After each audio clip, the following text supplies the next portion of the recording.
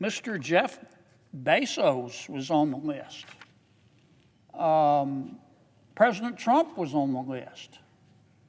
Hey everyone, welcome back to the channel. If you're new here, make sure to hit that subscribe button so you never miss an update on the latest political news. Today, we're diving into a heated debate in the Senate. Senator John Kennedy proposed a bill to protect taxpayer data, and guess what? Senate Democrats blocked it. This bill was a response to a shocking IRS leak that exposed 8,000 Americans' tax returns. So why would anyone oppose a bill that simply protects taxpayer privacy? Let's break it down. The House passed a bill, Madam President, dealing with the sanctity of taxpayer records. In another life, I worked in state government. I worked for 16 or 17 years, I don't remember.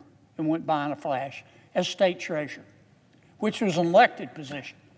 But before that, I was in an appointed position, a position appointed by the governor. It was a political position called the Secretary of the Department of Revenue.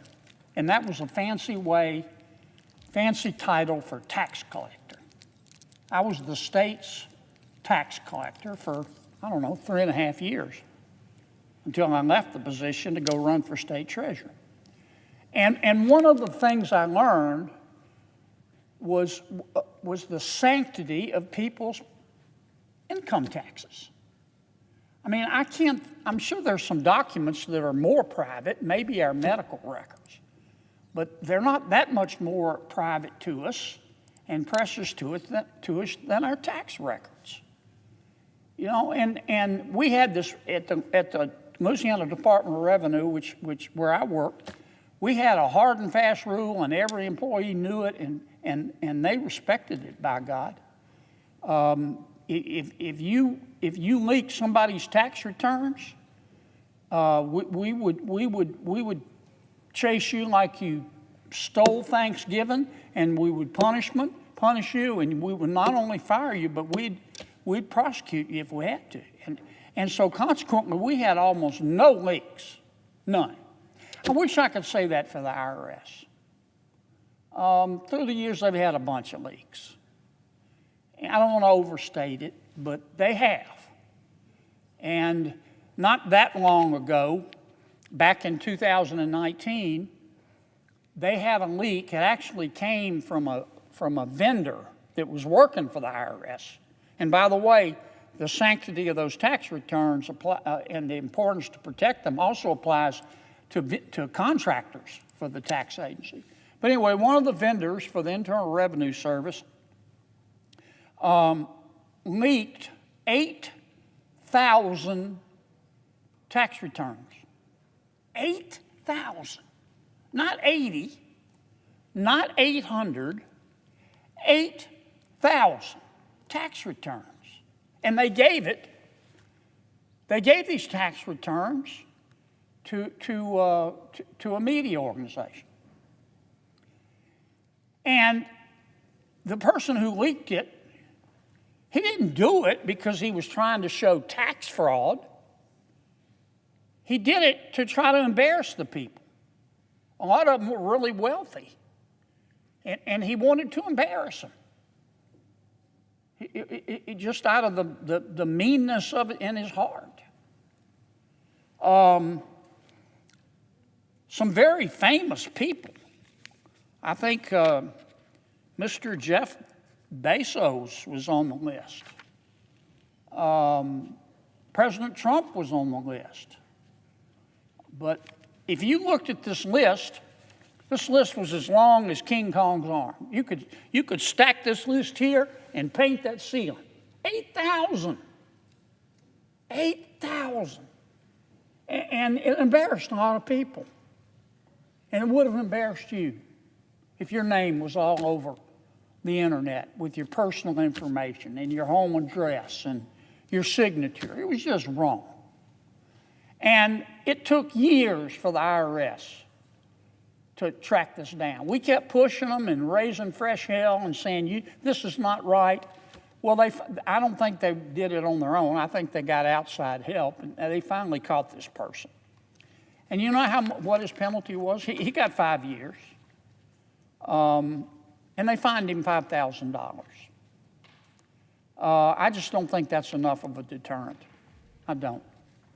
When you add up all the misery that this one meathead caused to 8,000 people, not who were cheating on their taxes, he was just trying to embarrass them, and that's just wrong. And so the House passed a bill the other day that basically says the penalty is going to be increased. It's no longer going to be a minimum of 5, it's going to be 10 years. But also, instead of a $5,000 fine, the maximum fine is going to be $250,000. And here's the thing: you can't. Let me put it another way. Every document, every tax return that you release is a different count. In other words, this meathead that released 8,000, under the new law, that would be 8,000 counts against him. And that's the way it ought to be. It shouldn't be, let's just all lump them together into one, and that's one count, and he pays $5,000, and he gets 5 years, but he's probably out in 2. A few years ago, a contractor working for the IRS leaked 8,000 tax returns. And no, this wasn't some heroic whistleblower exposing fraud. It was purely to embarrass wealthy Americans, people like Jeff Bezos and even former President Trump. If someone leaked your tax returns with all your personal information, would that be okay? Absolutely not. The person responsible only got 5 years in prison and a measly $5,000 fine. That's barely a slap on the wrist.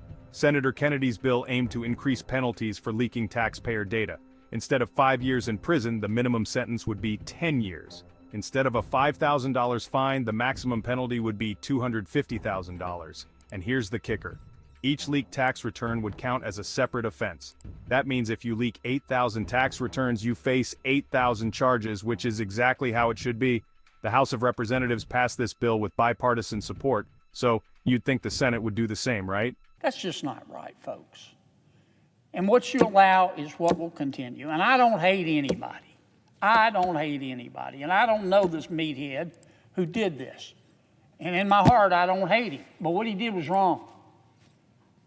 He just tried to embarrass, and did embarrass, 8,000 Americans who weren't doing anything wrong. They were paying their taxes, for God's sakes. It's just wrong. It makes me want to throw up. It triggers my gag reflex. So I hope we can pass the House bill. Like I say, I hadn't changed the word in the House bill. It's identical to what just passed the House. And I think, if I'm wrong on this, Madam President, I'll come back and correct the record. I think it passed the House unanimously. Did it pass the House unanimously? Do we know, Josh? There were a couple of votes against. This is Josh, who I work with. Okay, smart as a whip. Well, it wasn't unanimous. I stand corrected. Josh, my brain corrected me. But it was almost unanimous. And I would sure like to see this body do the same thing. And I just don't see this as a partisan issue. Now, I understand, the reason I'm talking so long is I think that my good friend Senator Ron Wyden wants to object to this. Now, I hope he doesn't. I don't know if I can say this, but I'm going to say it anyway. I will buy him a pony if he doesn't object to this bill. A pony of his choice. That is not a bribe.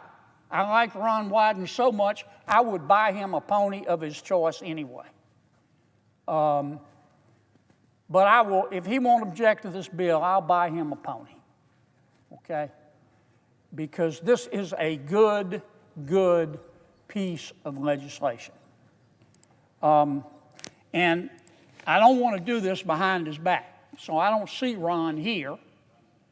But what I'm going to do, Madam President, I'm not trying to tell you how to do your job. You can do whatever you want, but I'm going to make this motion, and I would ask if you would consider holding it until Senator Wyden has a chance to get here, because I don't want to do this behind his back.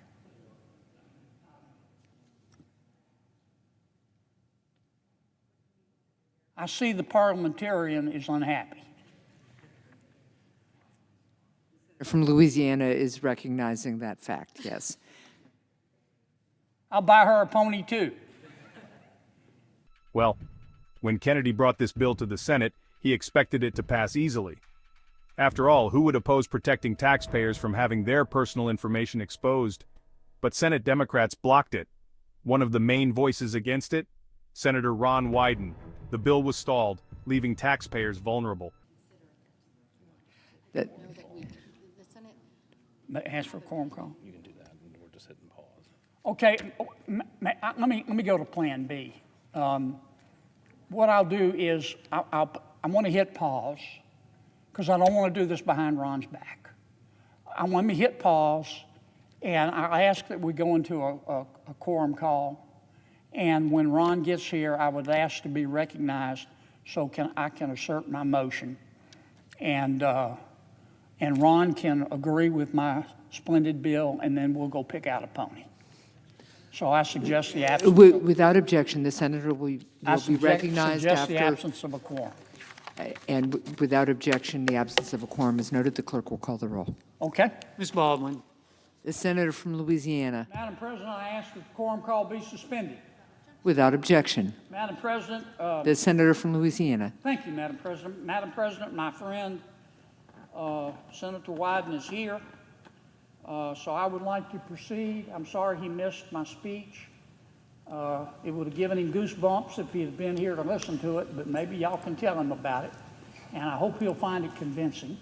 But in the meantime, as if in legislative session, I ask unanimous consent that the Senate proceed to the immediate consideration of H.R. 8292, which is the bill I talked about, passed by the House almost unanimously, which was received from the House.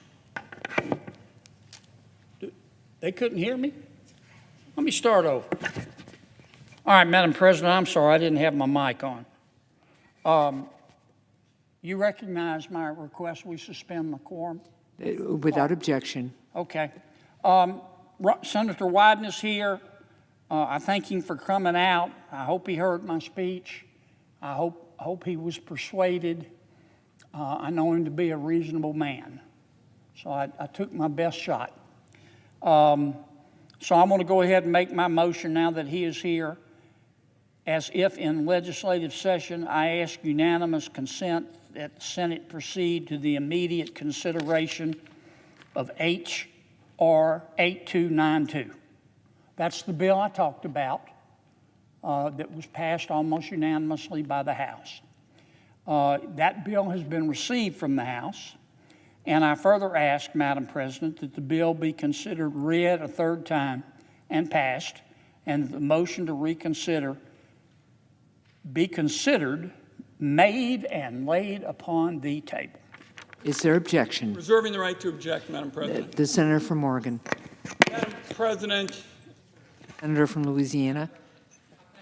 I thank my friend Ron for his point of view, and I hope we can sit down and talk about this and perhaps work something out, because this bill's not about changing the tax rate. It's just about everybody's tax return is their own business. And I also thank, Madam President, your courtesies and your time and attention in this matter. With that, I suggest, Madam President, the absence of a quorum. This isn't about politics, it's about basic privacy. By the way, if you're still watching, make sure to hit that like button and subscribe so we can keep exposing these issues. So where does this leave us? Kennedy's bill isn't dead, but it's now caught in Senate gridlock. He's pushing to revive it, but it's unclear if enough pressure will force a vote. This isn't a Republican or Democrat issue, it's a basic right to privacy. If you agree, drop a comment below and let me know what you think. Should this bill pass?